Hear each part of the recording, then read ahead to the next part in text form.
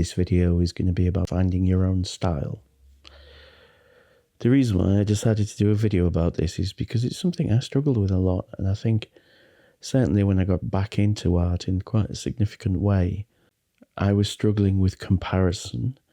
I was struggling with a sense of my own value as an artist, and I think ultimately I felt like I was kind of wandering around in the dark and waiting to find my style and being kind on yourself. But that's perhaps something we could talk about later in the video. So in terms of sort of practical advice I would give to somebody who said, how do I find my style? I would say fundamentally, one of the most important things to consider is, what do you like? What other artists are there out there whose work you admire?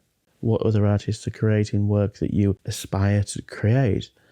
It's very easy to put together a sense of the things we like from whether it's our Instagram profile or maybe a Pinterest board or something like that. But I think when it comes to choosing media, one of the mistakes that people often make is they just go too big too soon. If you take something like watercolor as a media, the temptation is to buy a big watercolor set and to do complicated tutorials, when in fact most of the principles you will need to learn with watercolor, with the exception of sort of color mixing and things, you can do with one color. You could go out and you could buy one single pan of watercolor or one small tube for a few pounds, or like £1, and you could actually learn sort of 75% of what you need to learn from the technicality of watercolor with that one pan.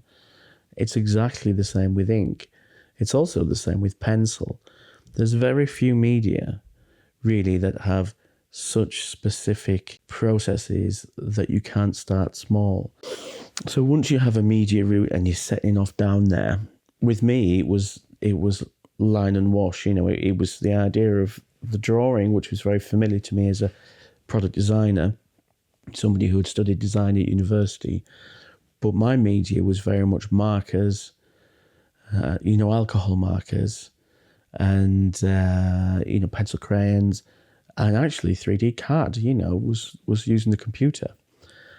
When I used to do manual renderings, drawings, I would often colour them in with Photoshop as well. But I was familiar enough with pens to get me up and running.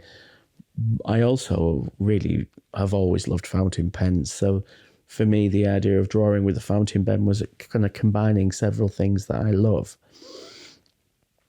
And then I noticed there was an awful lot of people who were part of the urban sketching community and the sort of line and wash community who were using fountain pens as well. And that was great. That really got me going.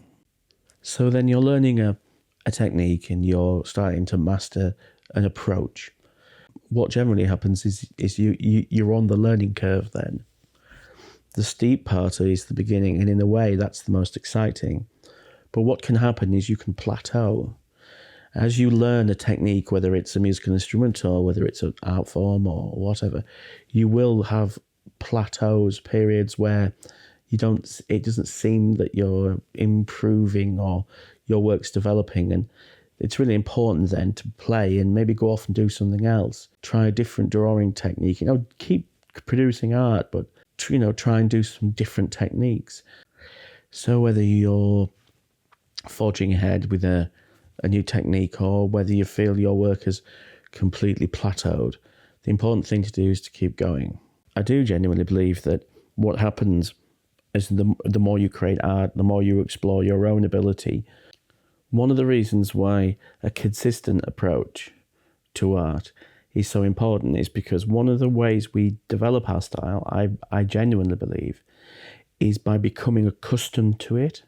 We get confident enough in the process and comfortable enough in the process so that we start to accept the way that we generate marks and the unique way that we create art, our own art language, if you like. As you get more confident with drawing, you think, actually, I won't put that line there, or I won't lay it out in pencil first. I'll just go in with pen and see what happens. But you develop sort of shorthands, in a sense, for your visual language. And those things can become real key motifs in your art. So in some ways, there's kind of three components to this. There is truly understanding what you like, which in itself can be quite a journey, particularly as somebody who sees somebody drawing in a sketchbook and thinks, I just want to have a go at that. It might be that you haven't actually been part of the sort of art world on social media or anything like that. You might be quite new to it all. So finding what you like, it can be a wonderful sort of exploration, but that's also quite important, I think. The second part of it is about just consistency. It's about keeping going. And as you keep going, you not only become more comfortable with your own style, but as you get more and more capable and confident within whatever media it is you're doing, you're creating in, you'll start to develop your language and you'll start to develop your shortcuts. So what's the third thing about developing your style? Well, this comes back to what can seem like common sense. It's the thing that most people struggle with, and that's your own expectations. I talk about this a lot, art as metaphor for life and all that. But it's so glaringly obvious, the people in life who are the happiest with their lot are the people whose expectations are reasonable. But also how actually comparison can be really, really toxic. So wound up with sort of these expectations, there is comparison. And I think it's really important to look at other artists and go, oh, I really like that, I really like that, I really like that, but not like I just want to be him, or I just want to be creating what she's creating, because inevitably, as I said before, you need to develop your own language, not just copy somebody else's. The very nature of our lives is they have to be goal-driven, because we've got to manage our finances and manage our lives and our health and everything. But I think one of the things with art is the biggest mistake a lot of people make with art is they will quantify how good they are with the number of followers or the number of sales that they get from their website or whatever.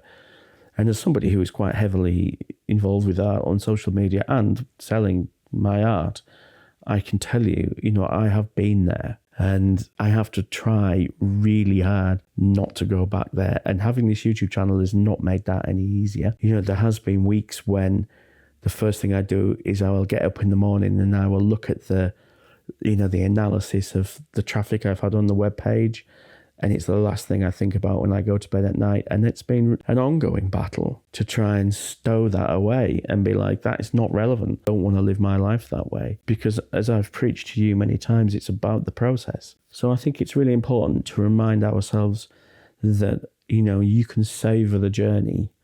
You can savor the fact that your art language will continue to actually develop. If you're continuing to do art as you get older, your style will change. There's no destination here. And that's the interesting thing as well, is we tend to assume that we reach a point where we do a drawing and we go, oh, there's our style, we've done it. This is how I'm forever going to be known for this type of image. That you will just continue in that little furrow, in the same way that, there's a lot of artists out there who are very well known, who just do the same sort of thing again and again and again, and are very well validated for that on social media. But personally, I don't really work that way. My brain doesn't really work that way. I like to mix things up constantly and play with new media. And so I tend to think of my style as being something that is, it's sort of the core that flows through me. But my actual style, my style of how I enjoy my art is kind of, I guess what I'm saying, is I sort of dart around quite a lot and I try different things, and I might try printing or whatever. And I like dotting about and playing, and that's how I enjoy my process. Because, as I always say, assessing where you are on your art journey by a single picture or a sketchbook even, or a single work of art is completely the wrong way of seeing it, in my opinion. That is just the product of a day. It's like picking up a single potato and assuming that can tell you everything about the farm. It's about the process. So as I say, this is kind of how I found my own style. And this is the journey that I've been on. Your journey might be completely different. Well, I hope you enjoyed that. I mean, I think it's important on this channel to have some very practical, down-to-earth advice for drawing, and watercolor line and more stuff. But I also think it's a really nice place to talk about some bigger things. Well, this is supposed to be a quarter of an hour, and I've been talking for half now, so I best go. See you later, guys. Bye bye.